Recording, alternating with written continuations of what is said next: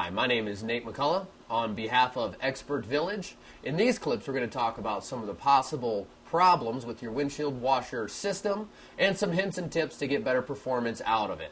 In this clip, we're going to talk about verification of our washer pump repair before we button up all of our fender well and bumper together. It's a good idea to do that. It is possible to get a bad part from the parts store even though it's brand new. It's happened to me on several occasions. So what I've done, before I put everything together, I'm going to pour some washer solvent into the system. Here, it's okay to spill some of this on the ground. It's normally biodegradable and non-toxic, and it ends up there anyway when you operate the system.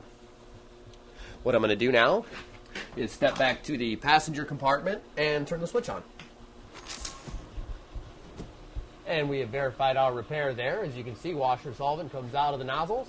From there, you're going to want to come back over and inspect all of your mating surfaces, your grommets, your pump, your hoses, for any kind of possible leaks. Once you've verified that there are no leaks and the system functions, it's okay to go ahead and button up the rest of your disassembly procedure.